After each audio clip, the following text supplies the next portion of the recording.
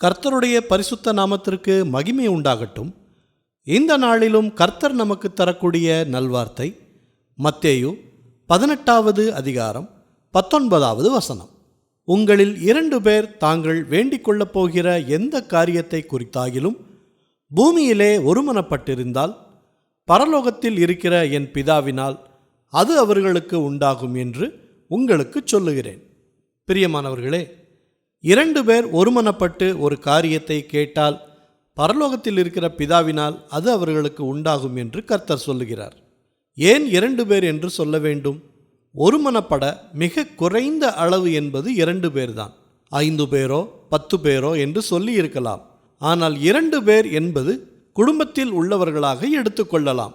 அவர்கள் கணவன் மனைவியாக கூட இருக்கலாம், சகோதரர்களாக சகோதரிகளாக கூட இருக்கலாம்.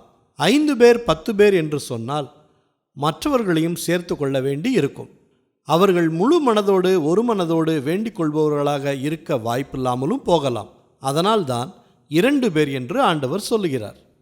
இன்றைக்கும் யார் உங்களோடு ஒரு மனம் பொருந்தியிருந்தாலும் இல்லாவிட்டாலும் உங்கள் கணவரோடு உங்கள் மனைவியோடு ஒரு மனதோடு ஜெபிக்க வாய்ப்புகள் அதிகம்.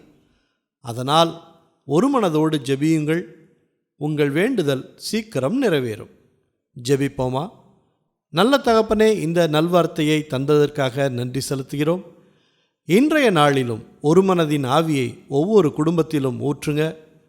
கணவருக்கும் மனைவிக்கும் இடையே பிரிவுகளை கொண்டு வரும் சாத்தானின் தந்திரங்களை இயேசுவின் நாமத்தில் முறியடித்து போடுகிறோம். அவர்கள் ஒரு மனதோடு செய்யும் ஜெபத்திற்கு சீக்கிரம் பதில் கொடுங்க. பிள்ளைகளுக்கும் பெற்றோர்களுக்கும் ஒரு மனம் உண்டாயிருக்கட்டும். குடும்பத்தில் சண்டை சச்சரவுகள் நீங்கி சமாதானம் பிறக்கட்டும். எல்லா துதி கன மகிமை எல்லாவற்றையும் உமக்கே செலுத்துகிறோம். இயேசு கிறிஸ்துவின் நாமத்தில் ஜெபிக்கிறோம் பிதாவே. ஆமேன், ஆமேன். இந்த நல்வார்த்தையை மற்றவர்களுக்கும் பகிருங்கள்.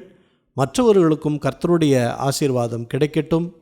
கர்த்தர் உங்களையும் உங்கள் குடும்பத்தாரையும் அளவில்லாமல் ஆசீர்வதிப்பாராக.